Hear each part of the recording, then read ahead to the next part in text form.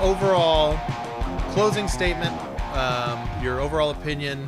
What do you think it does well? What do you think it does wrong? And then if there's any other things you want to say about it. What it does really well is the tech is really bleeding edge, and I've seen the sales numbers, and the sales numbers are bad. Yeah. And I thought that they would be bad because you're talking about bleeding edge technological experience. Just having the headset on, that's going to be so foreign to some people, they might be put off by it. Yeah. And then a bleeding edge cost because you're paying as much as you did for the console to get it, or more in some cases. So that's really too bad, because if you have an open mind about these sorts of things and you just put the headset on and do the eye thing, you'll immediately be sold on the possibilities of this device. All the way, yeah. And the games are fun. If you don't want to go hardcore like Mr. Brian over here and deal with the powering through the motion sickness, you can do the teleportation and you're still having a really good time. If you do it, and I try to immerse myself as much as possible, so you really need to put the headphones on. Again, I have noise canceling headphones, and that's important because you want to feel like you're in the universe that you're in. Yeah, that's the whole deal. It does a better job than any other experience I've ever had of making you feel like you're not in your living room, that you're being transported to some other place. Yep. And that is really, really cool. My only complaint about it is a fairly minor complaint, is that it would be really, really cool if you could do all this stuff with a wireless headset. You can wander around a little bit more. Yeah. And I'm sure probably PSVR 3 or 4 is going to have that. But they're just technologically, they're not there yet, and that's okay. They give you a pretty long cord with it. Well, that's the thing. The PSVR 1, as owners will know, they made 2 versions of that, and the first one was like 3 insane cables, devices, a breakout box. Then they did a revision where like they dropped 1 cable, but you still had a breakout box. And so for all that stuff squeezed down into 1 super long USB-C cable is a win.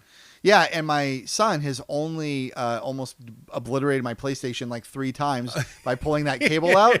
So far, my over-under would have been 5. Easy, so yeah. Like You're right in the pocket. Yeah, we're doing it. I have my wife literally has the cable like wrapped around devices around our TV, so that if he pulls it, there's a tension break there, so that it won't kill the PlayStation. Yeah, it won't yank the thing down. Yeah, it might just merely kill the cord, and then I'll be over here asking to borrow your soldering iron. try to put it back. And I'll be here ready for you. Yeah, it's content for the next episode. So for Bob the Ace, is it a thumbs up or is it a thumbs down? No, big thumbs up. I'd give it probably. I'll just give it a score. I'll give it a score of I'm gonna say 93, 94, somewhere in that range. So I'm very, very happy with it. Great device. Yep. Everybody should buy it. One cautionary tale though, it's going to need more games. And if it's not selling, I'm not sure if people are going to be developing games for it. Mm-hmm. So they have an okay-ish library for a launch, but you're going to need some system sellers pretty soon. Yeah. And that's the one concern I would have about it going forward. Me too. And so I'll take it from here. So I going back to the experience with it, like I have like next to no VR experience. So and I think that makes a big difference. Like if you're someone who had like bought a Rift and then a Quest and then a Quest 2. So like you've been into VR for literally a decade now. Then you're probably not going to be razzled and dazzled in the same way that I was or Robbie here was. But because that's the case, like it's all basically brand new to me, and it is just like magical. Like I'll use that word again. Like to me, so I think the weight of the headset is enough to where like you feel it, but like it does almost like, for lack of a better term, kind of melt away eventually. Yeah. So it's pretty light. It feels good. Like all the adjustments that you can make to it, like you can make it sit on your head. The one thing that I think about the setup that is frustrating or can be frustrating is the fact that, there is a sweet spot that you have to get your eyes, and there's like a nice little dial wheel to get like the interpupillary distance, right? Very good. But then that one, like I found on my first day, like to get it not blurry was challenging. But then eventually when I got it, now like when I can just throw that thing on my head and like I get it perfect every single time. But the startup was growing pains kind of a deal. So you were talking about like how you get motion sickness and stuff like that. So for the first 2 days I had this thing, I used it heavily. So like probably hour to an hour and a half sessions, multiple sessions per day. And I did, the first game that I played was the Horizon, because that was my pack-in. Where'd you send your family during that? Because I have a family problem with like we're set up in the living room, right? and it's like I have nowhere to send everybody, so I can play VR. I'm going to end up like knocking one of my kids out when they're running through the living room. How'd you handle that? So they were just here. I have a pretty big. They have a. They know. They know. Don't get out of Daddy's way. It's clobbering time. But they eventually, not eventually, they were just as excited as I was to have it there. So my son was in the room watching me and all that stuff.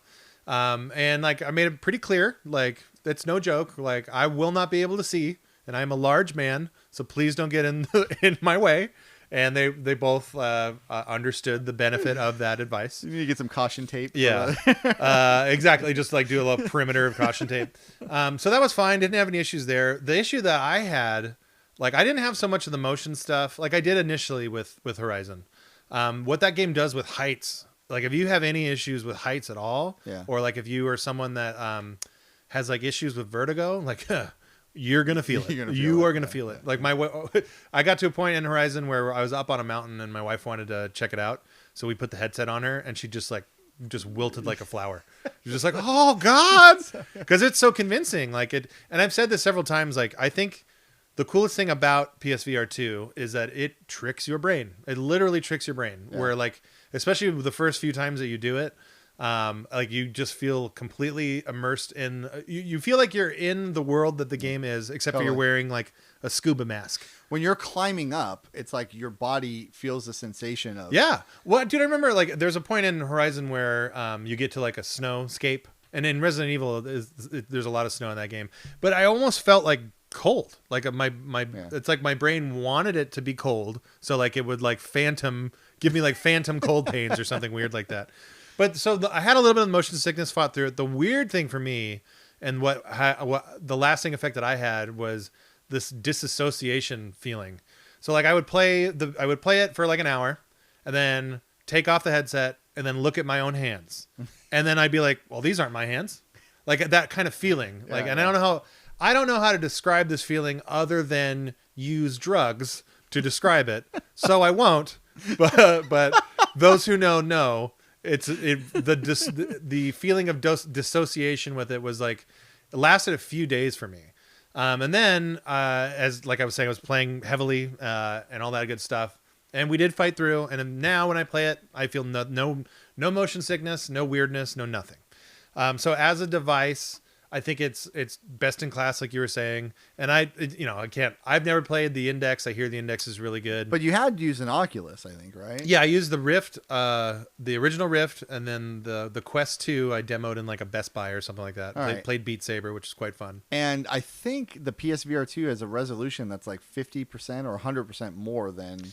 Yeah, the PS we should mention that that's a big deal. Like I think the PSVR 2 has the highest resolution on the market right now. I'm very confident that that's true. Which is like close to a 4K. And that's the thing. So I'm playing the original PSVR, and then even like the VR. I forgot the VR Labo was a thing, but I also built the VR Labo and played with that. Yeah. And like the screen door effect of having that low resolution in both of those devices is really, really strong. Yeah. It wasn't strong enough to where like it ruined the experience, but it was definitely like, not. You were looking through a screen door, so that term is apt. Yeah. But with the PSVR 2, like you don't like you might feel. I can see sometimes like some of the Fresnel lines on the Fresnel lens, like you can see that, or like because of the OLED technology, sometimes you'll see the color like unblending. Yeah. But once you like just readjust it on your head, like all that stuff goes away. I should have mentioned too when I was talking about it that I've played it both with glasses and without. Yeah. And it's remarkably good even with glasses. Yeah. I didn't think it would be good, and then I thought I'll just try it out. Right. And it's like it holds up really well with glasses. I'm farsighted and I have an astigmatism. I have contacts in right now, and I wanted to try like, well, these are technically like right up on my face. So like I should not need anything if my my far vision is terrible, my near vision is good. And then I put it on and nope. No, if it's far away, it's far away. And it didn't work at all. So I will say, I will caution you, because I've seen a lot of people, like the thing is designed for you to be able to wear your glasses, but be careful wearing them because you will scratch the interior lenses. Yes. Yeah, I heard about that too. And a lot of people, what they've been doing is there's a couple cottage industries that have popped up where you can buy like your actual prescription lens and pop those in so that you don't have to worry about it. That's amazing. Yeah, awesome. I should have said this. I bought one accessory, which is a head balancing weight. And Okay. I guess it adds weight to the back to help balance out the weight with the Oh, front. okay. But I didn't know it's coming from New Zealand. So 3 months from now, look forward to my review and reaction to getting that. But until then, your neck is just going to be like just yoked. Just, hey, brother, been doing a lot of VR. That's right. Yeah, it'll happen. Yeah. It's good exercise. I need it. Exactly. Well, we all do. We're midlife crisis. We're Midlife old. crisis. We're old and fat. We're here. So we're here. So yeah, I think the build quality of the device is really second to none in terms of my experience. I love the controllers. My hand, I got big old bear paws. They are great. And like my hands fit just so like if they were a little smaller or my hands were a little bigger, I'd probably have problems with it. But it's You're at just right. The upper limit. Yeah, I'm Goldilocks in those bad boys for sure. So those are cool. I love the tactile trigger stuff, the haptics in the controllers and on the headset. I think add the immersion and everything. Totally. So in terms of what I've been playing, I think I have 6 games now. I have Horizon, I have Resident Evil 8, I have Rez, I have this puzzle game I think it's called Puzzling Places, where all you do is put together 3D jigsaw puzzles, and it is super serene. And then I have Thumper, which is like kind of like Rez in that it's like music, but it's like you're sitting on like a track and like literally like a roller coaster track, and you're just like playing along rhythmically, and you feel like you're on a roller coaster. Yeah, I remember seeing that. And that one's really, really fun. I'll even say a special shout out to the demo, because I will not be buying this game because I do not like football. But there's a football game called, I think it's called like Pro Era or something. And I downloaded the demo for my brother-in-law who loves football to check it out. And even I had fun with that. Like you're basically a quarterback and like you just like have to run plays and throw the ball. And I was really kind of blown away at how good it felt to be that Johnny Elway that I've always fantasized. The one and only. The one and only. Well, if Super Hot made me feel like Neo, then I think you feel like John Elway. Exactly, it's the same one and the same. Yeah. So I'll say to talk to the quality of all of those games. So I've beaten Horizon and I've beaten Resident Evil 8. Horizon as a tech demo, as a showcase of what this thing can do, is amazing. The one area that it totally sucks at is that eye recognition thing. Oh. Like it just doesn't work, and it doesn't. The game doesn't use it. It uses it in like menus only, basically, which is good because it doesn't work. Like you have to sit there and like literally like fight with your eyes, like and like almost like look between them, between the two options to get the one that you want. So it wasn't really good at all. Yeah. In Rez, the eye tracking works very well, although I don't think it's like that fun to do.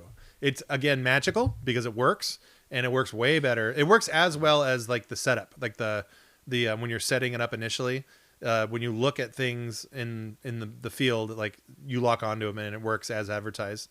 But I just prefer using the controller. It's more fun. How about a game like Resident Evil 8? Because you're not like me, and I'm sure we'll get some fun footage of me playing scary games. And I sure hope so. Squealing, with terror. But I mean, Resident Evil 8 is supposed to be a scary game, but when you're playing a scary game and you're wholly immersed in it because you're in a VR environment, I would imagine that would be worse. But I think you'd already played that game. Had you already played that game? Yeah, so I beat Resident. I'm a huge horror fan, and I love Resident Evil games, and so I played all the way through 8.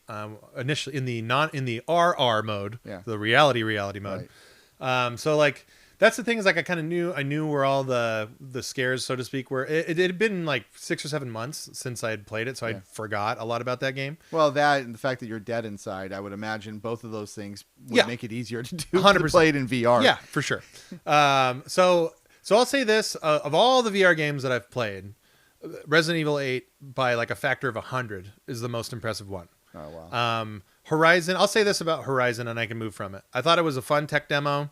I genuinely liked the fact that like it made me sweaty. Like I felt like I had like gotten a lot done. There was times after I played it where like my shoulder like hurt. Like I was like, I should get that looked at kind of a thing. But I think the story in that game, and I'm someone who hasn't played any Horizon games, come out at the worst time every single time. Yeah. The first one came out, Breath of the Wild came out the same day. Correct. The second one came out and Elden Ring came out the same day. Well, almost the same day. And I'm going to be playing those games every single time over the Horizon games, which sucks because like from what you've told me about it and from what I've seen, like I feel like Horizon is probably a good series. But Call of the Mountain, the story was not good at all. Like I wasn't compelled by it at all. Like to me it was just I'm watching Sci-Fi Channel stuff. That's all it is. It's not terrible. It's not good. It's not engaging. I don't remember any of it pretty much. One thing I want to say about it is that's weird is, so if I'm supposed to be the character, because obviously it's VR, it's first person. One thing, and I don't know how to do this, so this is the caveat. I don't know how to solve this problem. But the fact that like my character is narrating to me what I'm supposed to be thinking is kind of off-putting. Because again, I'm supposed to be this character and they're supposed to tell me a story. So I get that. And I understand like how else do you do it? But I just thought it was weird to like, I'm talking to myself, but it's like a bodiless voice that's talking to me. Yeah. And like, it's not good stuff. So like, I'm just kind of like, okay. Like, what does it say though? He's like telling the story. So he's like, I got to get on that mountain up there. I think my brother went this way. I remember that. And like, that's the whole game is just like, I'm talking to myself and I'm a member of this tribe and I need to go up there because my brother's a pile of shit. And that's the whole game is basically that. You don't do that in real life? You know? I do. Getting ready for the show today? Yeah. We need to have a good show today. Exactly. I got to set these lights just right so that I look even like slightly handsome. I need to have that happen because if I don't, I'll cry myself to sleep yet again. But so it's not a good game in terms of narrative or even gameplay. It's literally just climbing. I thought that the fighting, the battling in that game was really just, and again, I play with full gimmicks, all the gimmicks on. Yeah. And there was a couple battles where I had to turn the gimmicks down so that I could get through the fight. Okay. Because it was like a whole lot of, I mentioned Wii Sports earlier. Yeah. The game starts off Wii Sports and it kind of gets towards Wii Music towards the end. Because you're like, the waggling in the fighting that you do, like it doesn't make sense. And you're like, you just look like an idiot moving around. But not like Neo? Not like Neo. You're anti-Neo in it. But again, as a tech experience, it's great. I'm glad I played through it. It's fun. It's like a neat party trick because you can like put someone in the headset and be like, go to this mountain and then throw up. And so that's fun. Or even the initial stuff. I was thinking about having my mother-in-law come over, Bosnian refugee who's never played video games once in her life. What a perfect place to start. Just putting the headset on her and letting her go through the initial experience where you don't really have to interact with anything. It's just like here and then just seeing what she would do and expecting the worst. Right. That was clearing out anything delicate in the living room. Yeah. And also clearing out the contents of her stomach too, I'm sure. The Golden Vitality system is based on a key core concept, and that is to never compromise. They said, don't wear that shirt against this background. It won't work. I said, I wear the clothes that the system dictates. They said, don't learn how to do a backflip at this age. You're not athletic enough. You won't be able to pull it off. And you'll probably fall on your head and crack your skull. I said, I do the moves that the system dictates. I don't listen to they, and neither should you. I'm not going anywhere, and neither is my system. They also told me that I'm too old to learn how to do backflips at this age. I said, I'm gonna learn how to do a backflip because I've always wanted to.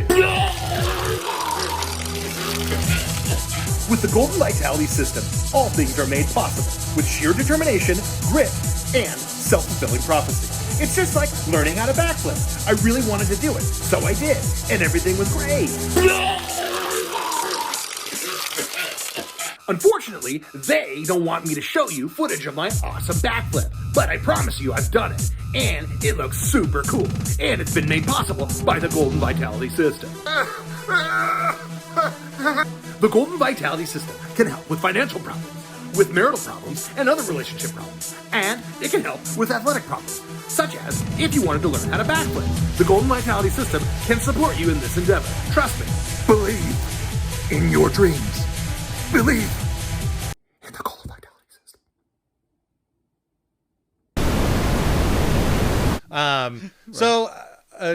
Horizon's neat, but I don't think it's a great game. I think it's a great tech demo, and that's that. However, to come back to Resident Evil 8 is a great game, like a really good game, and the VR makes a great game even better. I don't know what they did that makes it so immersive, but like literally moving around in that, like you feel, even though, so in Horizon, the way you like, I had to do like this kind of motion to walk, which is funny. Totally natural. But like your body isn't moving, but you're doing this with your hands, right? Yeah. And if you're listening to this, I'm moving my hands like a moron. In Resident Evil, you just move around with the analog stick. And yeah, you can do that in Horizon, But That's how I do it. Right. But I wanted full gimmicks, so I went full right. gimmicks. And Resident Evil doesn't even give you the option, which is better. But it moves so fluidly, and like you really, like I felt so many times in that game, I felt like I was where I was. Like I'm in this dusty old mansion, and this like 12-foot tall vampire lady is chasing me down, and I feel every bit of it. There was points in that game where, and I don't want to, it's a horror game, so there's a lot of jump stuff, and I don't want to spoil it too much, but there's a section of the game that people who have played it know about it, and it is among the Resident Evil fan base. It's like one of the scarier things that have happened in the whole series. So it's this area, and it's called like House Bienvenido or something like that. And so at one point, without spoiling anything, I'll say I'm playing Resident Evil, and my wife is in the room with me, and she's kind of like watching me play, right? And there's a point in this game where I'm being hunted down by like, it's like a greasy, weird, skinless fetus monster thing. Very unsettling stuff, right? So, and like the whole atmosphere is like gotten it down to where like I'm literally like I feel fear, and like I'm a horror dude, so like it takes a lot to kind of get me, frightened in that way.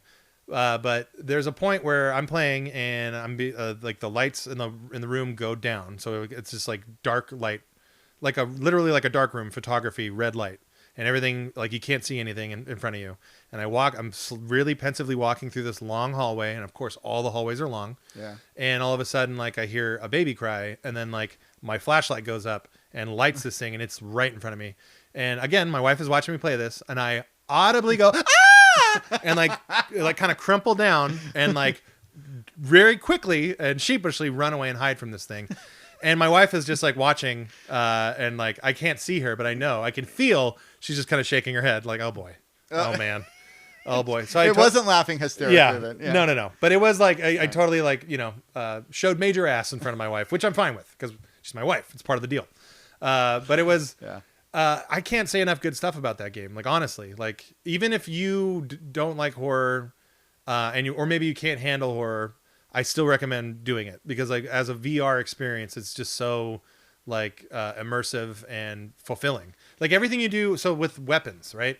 Like when you take out a pistol, like you literally grab it from like your side and you literally like take a clip, and put it in, cock the gun, and like everything aiming is all done real time. One thing that in the original game doesn't allow you to do that VR allows you to do is to dual wield. So like in one hand I can have a shotgun, and in the other hand like I have like a rocket launcher or something crazy like that, and I'm just like picking stuff off. There wasn't a time in the game where I wasn't having the time of my life. So as a gameplay experience, now the caveats are of course like I like Resident Evil, I like horror stuff, and I'm totally dazzled by my new VR toy. So I check all three of those boxes. But because I do, like that game was like a 10 out of 10 for me. Loved it. It's by far the best VR experience I've ever had in my life. And I cannot wait for Resident Evil 4 Remake to get their VR mode that they've already advertised is coming. Oh, they said that's coming? And so that's a day one free update for me whenever that comes out. I wonder if I should wait for that. I was going to play Resident Evil 4 because the reviews are so good. Yeah. But wouldn't it be like the ultimate height of, if you just want reaction, if we just want content for the show, Brian, then just set me up. I've never played Resident Evil 4. Right.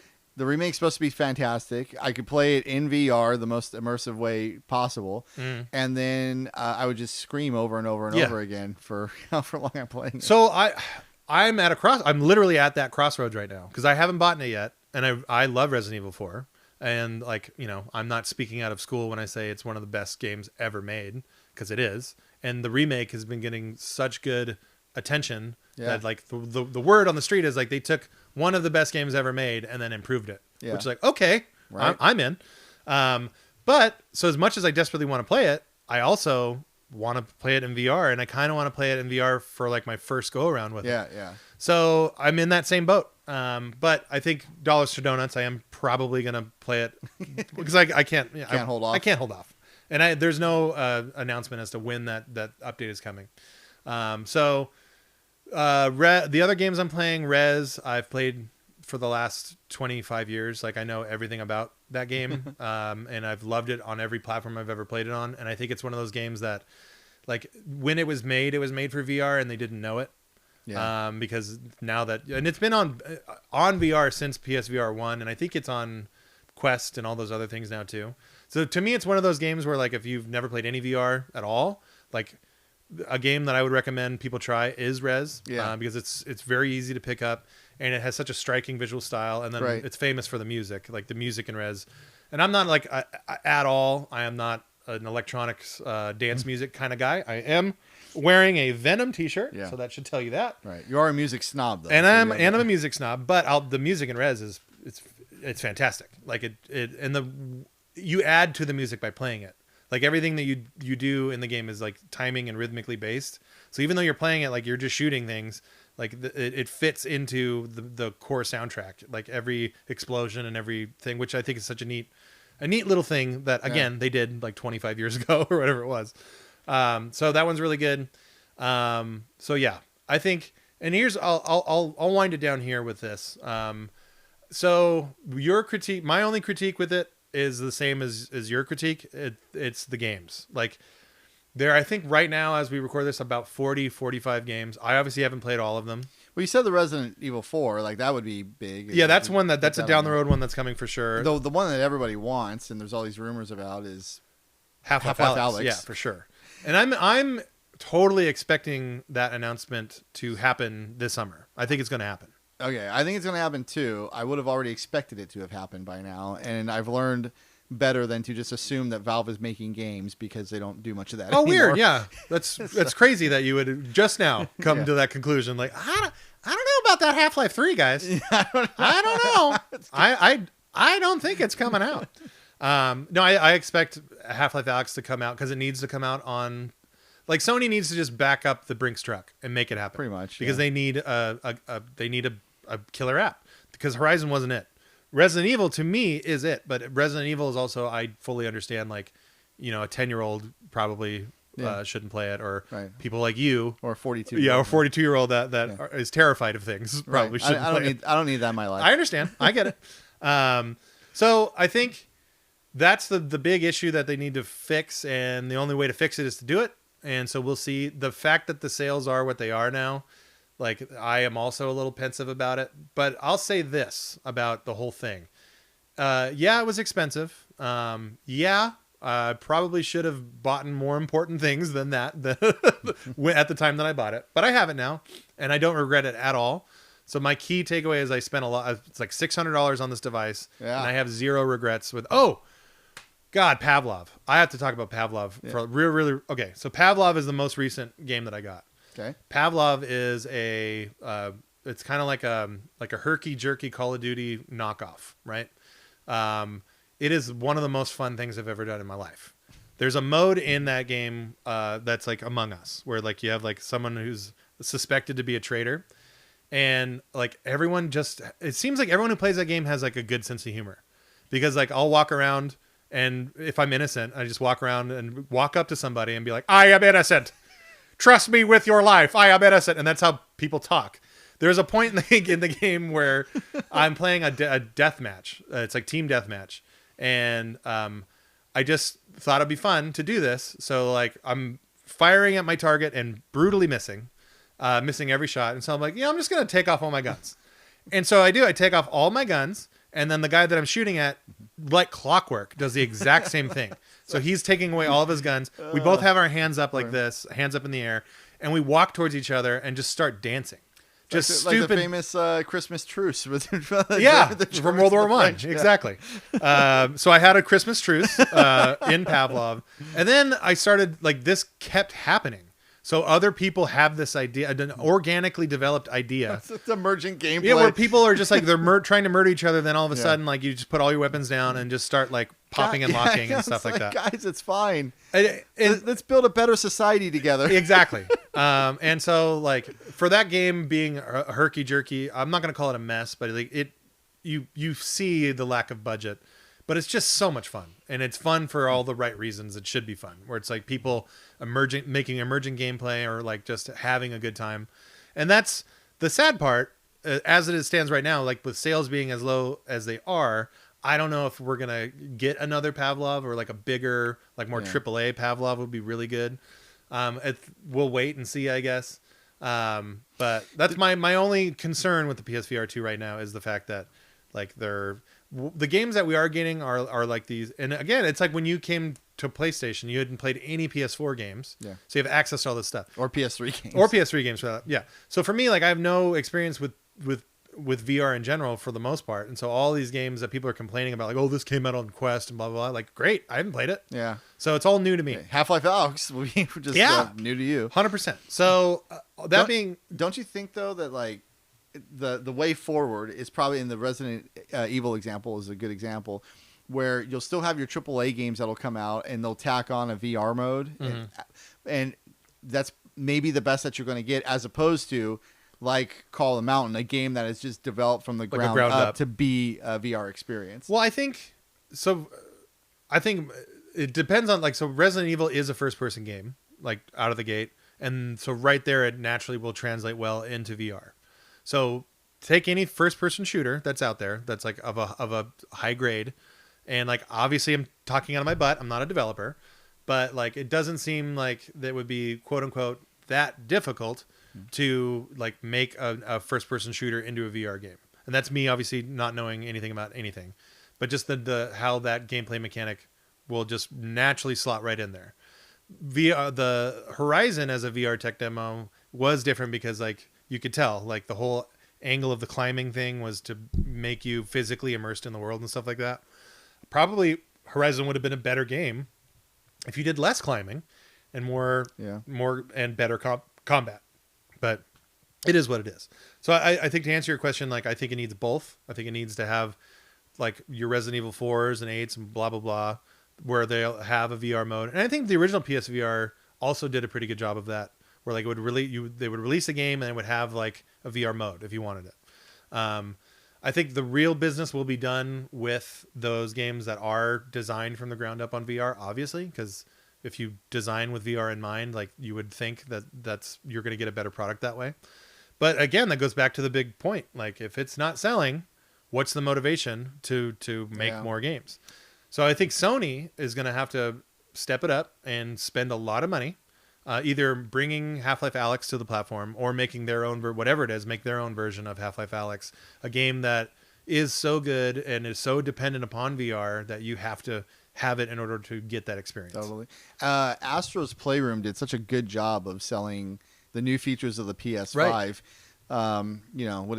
Would it kill Sony to just do something like that, but with all the VR toys? So Astro's Playroom is a thing because of the Astro's game that came out on PSVR. Like if you talk to anyone who played a lot of PSVR, a lot of those people will say like, oh, that the Astro's game on PSVR is the killer app. So like they kind of already made that game. They just need to port it. They just release it on PS5. Well, and we didn't talk about this either. None of the PSVR 1 games are portable directly to PSVR 2, or they're not backwards compatible. That's right. So, so you have to count on ports if you want to get those experiences on PSVR 2. But since we're talking about the possibility of having new content or a dearth of content maybe being the death of this thing, then it seems like a really good solution to that would be to just take all these PSVR games that already exist and just get some nice ports of them going to PSVR 2. Well, and I'd like to think, again, this is all just rampant speculation, but like this to me is common sense. Like, especially when it comes to Sony, the games that Sony either funded themselves or developed themselves on PSVR 1, just, they have to be doing that work. Like, you would assume. Why not? Why wouldn't you, right? So I'm assuming that's happening. Yeah. But I have. Well, that's great, Brian. Yeah. We're just going to set that to stone. Yeah. You heard it here first, folks. I'm assuming it's happening. Therefore, it's happening. So we've been going along talking about VR. It's an exciting thing and it's an exciting time. Yeah. It is a little bit deflating knowing that the PSVR 2 sales are sluggish. But hey, if my dream uncle at Nintendo taught me any one thing, it's that cut the price. When you cut the price, things will sell. And my lesson is after I wasn't delivered what I thought I would be delivered upon watching the Aerosmith video, I had given up on VR forever. And turns out you shouldn't give up on VR forever, because if you wait a brisk 15 to 20 years, right, then eventually I'm skipping a jump. Eventually, the industry will come around, and then you'll get VR again. So even if the PSVR 2 doesn't work, something will eventually work. So thanks for watching, and we will be back with more riveting content.